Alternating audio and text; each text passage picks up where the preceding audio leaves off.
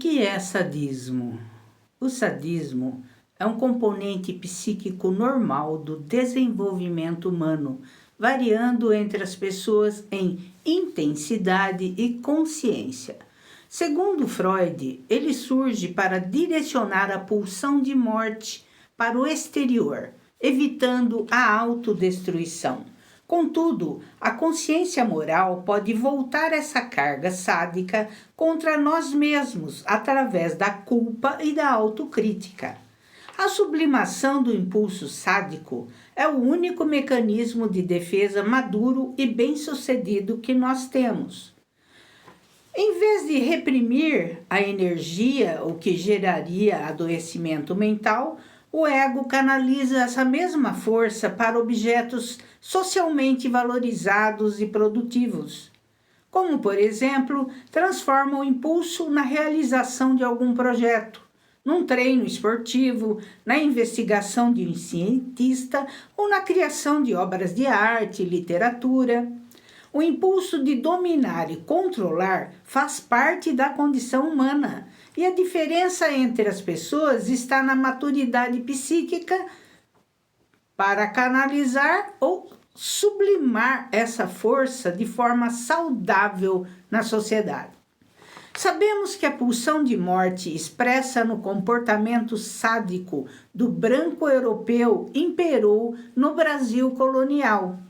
A escravidão no Brasil foi marcada por uma dinâmica de violência física, mental e moral contra os negros escravizados. A violência era o laço social da colônia. O sadismo se tornou uma prática aprendida e transmitida que ultrapassou a barreira do tempo, impactando até os descendentes.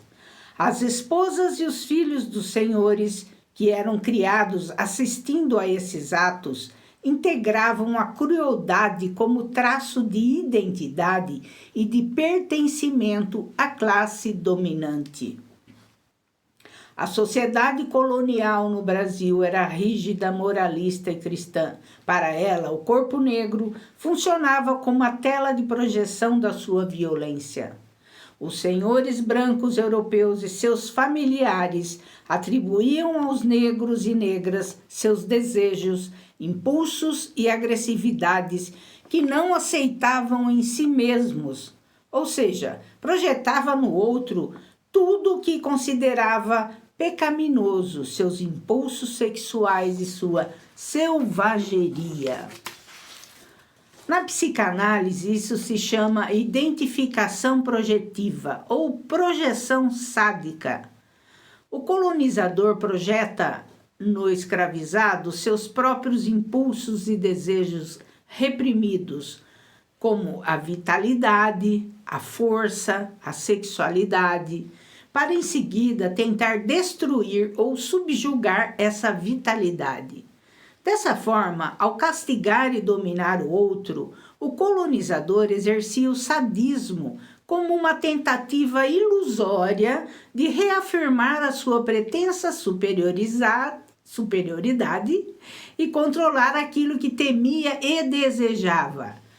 A fantasia de que o escravizado possuía uma vitalidade, uma força corporal e sexualidade superiores à sua, fica demonstrado, por exemplo, na prática sádica de castrar o homem negro e amputar o seio da mulher negra, para com isso mutilar essa suposta vitalidade fantasiada pelo Senhor.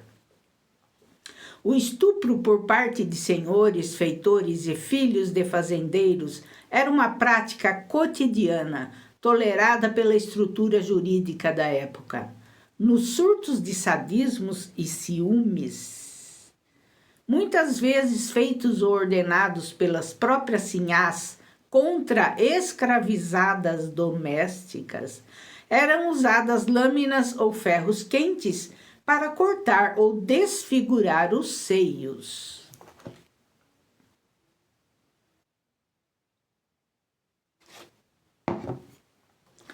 A A mentalidade escravocrata desenvolveu uma estrutura de personalidade perversa, paranoica e cronicamente violenta para manter seus privilégios. Distorcia sua própria cultura e religião para justificar e refinar a violência extrema. O conceito de dissonância cognitiva descreve o conflito psicológico vivido pelos senhores de escravos. Para manter uma autoimagem moral e cristã, enquanto torturavam, estupravam e mercantilizavam seres humanos negros, esses indivíduos precisavam resolver uma contradição insustentável. A dissonância cognitiva ocorre quando ações cruéis batem de frente com valores de justiça, amor ao próximo e civilidade. Essa estrutura gerou uma psicopatologia social, onde o sadismo e a paranoia eram normalizados para proteger a riqueza econômica e o status social da época. Para aliviar esse desconforto psicológico e proteger seus privilégios, os senhores de escravos desenvolveram mecanismos de defesa altamente sofisticados. Reduziam o escravizado à condição de objeto, para que a violência não pesasse na consciência. Criavam a narrativa de que o senhor era um protetor benevolente de trabalhadores incapazes de cuidar de si mesmos. Projetavam sua própria violência interna no escravizado, ao mesmo tempo em que sentiam um medo constante de revoltas, e para justificar a brutalidade diziam ser uma prevenção. Utilizavam trechos bíblicos isolados para pregar que a escravidão era uma ordem divina ou uma benção que civilizava povos considerados pagãos.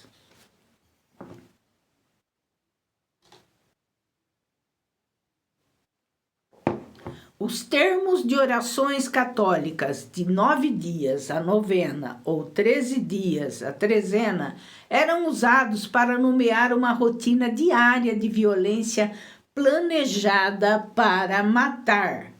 As novenas e trezenas de matar eram métodos de tortura que usavam nomes religiosos para mascarar assassinatos prolongados de escravizados. O açoitamento era dividido entre manhã e noite, durante dias seguidos. Isso impedia que a vítima desmaiasse e prolongava o sofrimento ao máximo. Os feitores faziam cortes com navalhas no corpo açoitado e jogavam salmoura, vinagre ou pimenta para inflamar as feridas e impedir a cicatrização. A tortura lenta causava infecções e hemorragias para que a vítima morresse dias depois. Assim, os senhores alegavam morte natural para burlar as leis da época que proibiam execuções imediatas sem julgamento. Existiam leis que limitavam o poder dos senhores e proibiam o assassinato, mas a aplicação prática era falha devido à estrutura racista e ao poder político dos fazendeiros. O argumento da morte natural era usado justamente para mascarar crimes e evitar as punições previstas.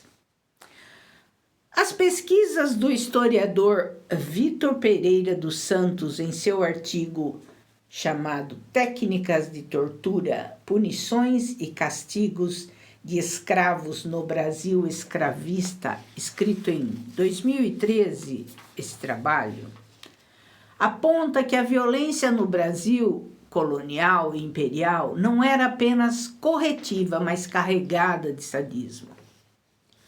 A violência corporal extrema era permitida e detalhada em regras oficiais pela Igreja Católica, como, por exemplo, o autor cita o seguinte, abre aspas, segundo um regimento escrito em 1633, o castigo era realizado por etapas.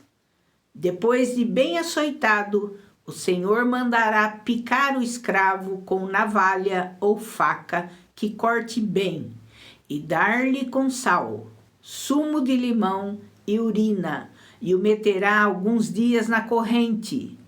E sendo fêmea, será açoitada à guisa de baioneta dentro de casa com o mesmo açoite. Fecha aspas. As mulheres escravizadas eram açoitadas no interior da casa grande, longe dos olhos do público. Isso servia para proteger a imagem de moralidade da família perante a sociedade, escondendo a tortura doméstica. Diferente do trauma individual, o trauma social da escravidão estrutura o próprio laço social, a linhagem e a distribuição de poder na atualidade. Trazendo essa reflexão para os dias atuais, percebo no discurso religioso de algumas pessoas que se dizem religiosas um apagamento de Jesus Cristo, que sempre foi uma barreira contra o ódio, o preconceito e o desamparo social, já que sua prática foi acolher os marginalizados e confrontar os religiosos hipócritas. Hoje, textos do Antigo Testamento da Bíblia sobre julgamento e destruição são evocados para validar a hostilidade contra grupos considerados pecadores. O mecanismo psicológico de usar a religiosidade para autorizar o desprezo pelo outro, seu próximo, permanece uma constante quando a ética de Jesus é deixada de lado. Trazendo para a atualidade, vemos a substituição da ética do amor de Jesus pela rigidez da lei do texto antigo da Bíblia. Podemos fazer uma leitura desse fato como uma manifestação de sadismo. Se a pessoa reprime seus impulsos sexuais, financeiros ou de revolta, ele passa a odiar quem vive esses impulsos livremente. Daí vem o prazer sádico de desejar o inferno, a ruína ou o castigo para o outro. O sádico não age em nome próprio, ele se coloca na posição de mero instrumento de uma vontade maior, neste caso a vontade de Deus ou da lei. Ao dizer, não sou eu quem está condenando, é a palavra de Deus, o indivíduo se retira da responsabilidade do sofrimento que causa. Ele extrai o prazer sádico de ver o outro ser humilhado ou excluído, sentindo-se moralmente puro e respaldado pela divindade. Bem, por hoje terminamos por aqui. No próximo episódio de Memórias da Escravidão, vamos tratar sobre o luto coletivo, histórico e necessário, o luto da escravidão, para que ele ganhe dimensão política e possibilidade de cura. Um abraço a todos e até breve.